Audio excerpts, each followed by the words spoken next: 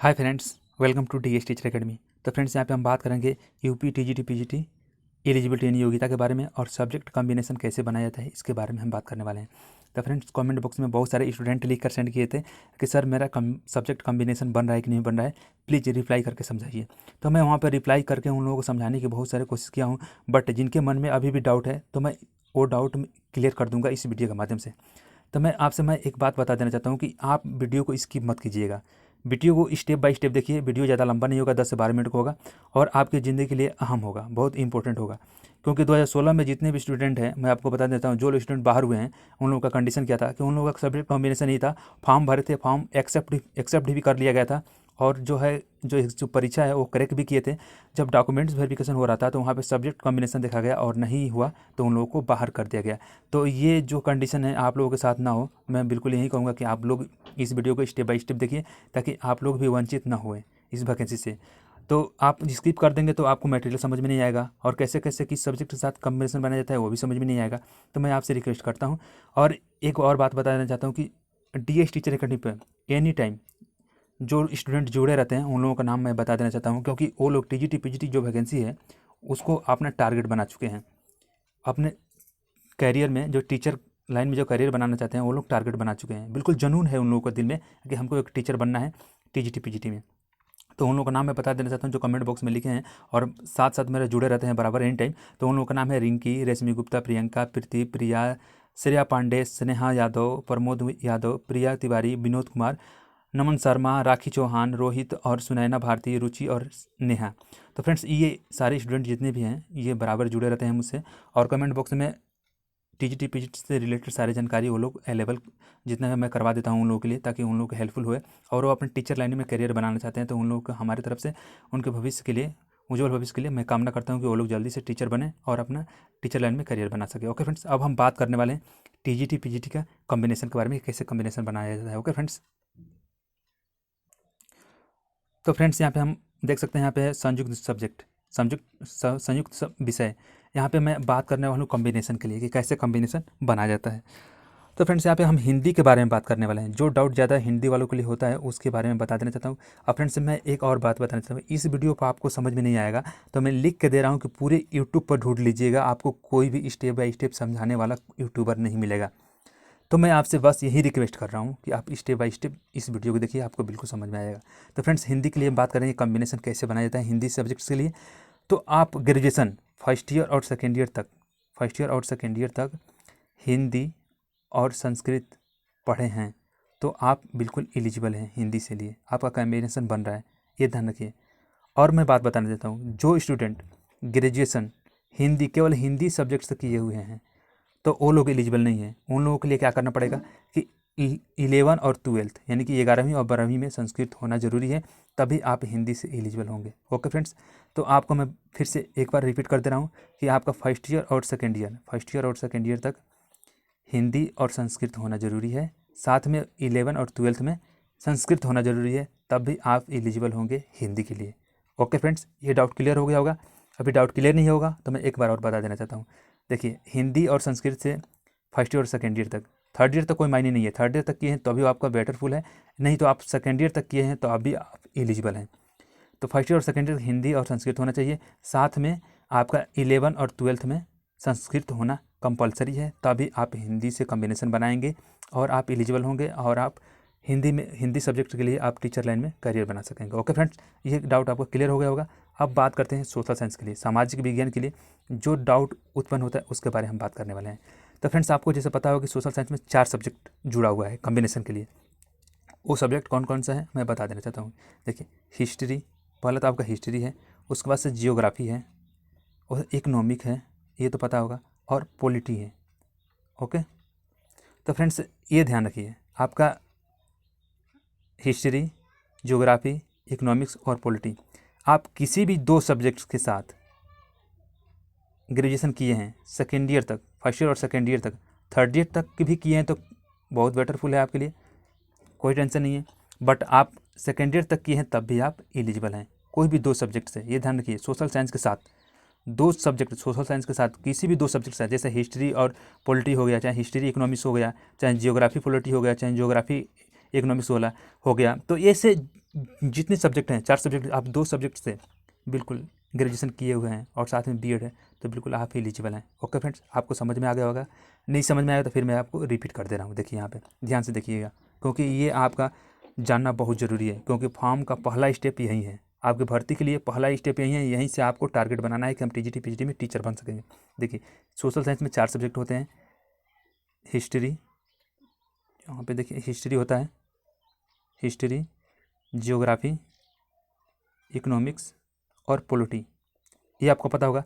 तो आप किसी भी सब्जेक्ट 2 सब्जेक्ट से, सोशल साइंस के साथ 2 सब्जेक्ट से फर्स्ट ईयर और ग्रेजुएशन सेकेंड ईयर तक ग्रेजुएशन किए हैं, साथ में थर्ड ईयर तक भी किए हैं तो कोई बात नहीं, आपके लिए बेटरफुल है।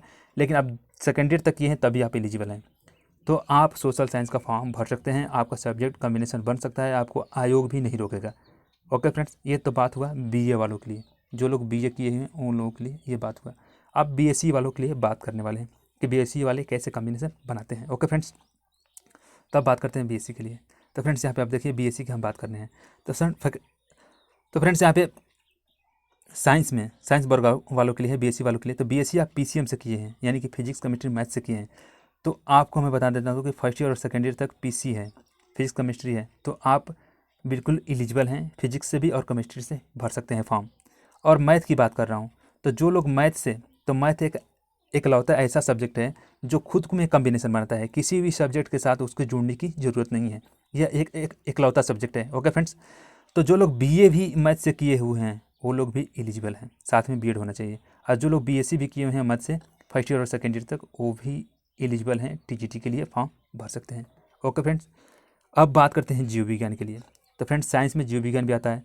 तो जीव विज्ञान को 2016 के अकॉर्डिंग के द्वारा मैं बता देना चाहूँ, आयोग बाहर कर दिया था, लेकिन कोर्ट के अनुसार इनको भी मान्यता मिल गया है। तो उन लोगों के बारे में बात बता देना चाहता हूँ कि फर्स्ट ईयर और सेकेंड ईयर तक जूलॉजी और बॉटनी है, तो वो लोग जीव विज्ञान के लिए एलिजिबल हैं। फर्स्ट ईयर और सेकेंड ईयर तक पढ़े हुए हैं तो वो लोग एलिजिबल हैं। और केमिस्ट्री सब्जेक्ट से आप लोग फार्म भरना चाहते हैं तो आप लोगों के लिए फिजिक्स होना ज़रूरी है, फिजिक्स और केमिस्ट्री होना जरूरी है। फर्स्ट ईयर और सेकेंड ईयर तक आप केमिस्ट्री से फॉर्म भर सकते हैं। ओके फ्रेंड, डाउट क्लियर हो गया होगा? नहीं होगा तो मैं एक बार और बता देना चाहता हूँ। देखिए यहाँ पे आप बीएससी पीसीएम से किए हुए हैं तो आपका सेकेंड ईयर तक फिजिक्स और केमिस्ट्री है, सेकेंड ईयर तक, फर्स्ट ईयर और सेकेंड ईयर तक फिजिक्स केमिस्ट्री है, तो आप लोग एलिजिबल है। फिजिक्स यानी भौतिक विज्ञान और रासायनिक विज्ञान किसी एक सब्जेक्ट से टीजीटी का फॉर्म भर सकते हैं। मैथ एक ऐसा सब्जेक्ट है इकलौता जो अपने आप में कॉम्बिनेशन बनाता है, किसी भी सब्जेक्ट के साथ उसका ज़रूरत नहीं है। तो जो लोग बीए भी मैथ से किए हुए हैं, बीए मैथ से किए हुए हैं वो लोग भी एलिजिबल हैं, मैथ से फॉर्म भर सकते हैं। और जो लोग बीएससी मैथ से किए हैं वो लोग भी फॉर्म भर सकते हैं। ओके फ्रेंड्स, ये डाउट क्लियर हो गया होगा। अब बायोलॉजी वालों की बात करते हैं। देखिए मैं यहाँ पे बार बार रिपीट कर रहा हूँ ताकि आप लोगों को समझ में आ जाए, और कमेंट बॉक्स में आपको बिल्कुल टेंशन लेने की जरूरत ना हो, नहीं कमेंट बॉक्स में लिखकर सेंड करने की जरूरत है। ओके फ्रेंड्स, तो अब बात करते हैं यहाँ पे जीव विज्ञान के लिए। तो आप सेकेंड ईयर तक यानी फर्स्ट ईयर और सेकेंड ईयर तक जूलॉजी और बॉटनी पढ़े हैं, जूलॉजी और बॉटनी पढ़े हैं तो आप एलिजिबल हैं, आपका कॉम्बिनेशन बन रहा है, आप फॉर्म भर सकते हैं। ओके फ्रेंड्स, ये भी डाउट क्लियर हो गया होगा। और जो लोग केमिस्ट्री से फॉर्म भरना चाहते हैं तो उन लोगों के लिए पीसी होना ज़रूरी है, सॉरी फिजिक्स होना ज़रूरी है। केमिस्ट्री और फिजिक्स ये दोनों कॉम्बिनेशन बनाते हैं, ये साथ में होना ज़रूरी है, तभी आप टीजीटी का फॉर्म भर सकते हैं। ओके फ्रेंड्स, अब ये डाउट क्लियर हो गया होगा। अब यहाँ पे हम बात करने वाले हैं एकल सब्जेक्ट के लिए। एकल सब्जेक्ट के लिए जो लोग एकल सब्जेक्ट जो खुद में कॉम्बिनेशन बनाता है उसके लिए बात करने वाले हैं।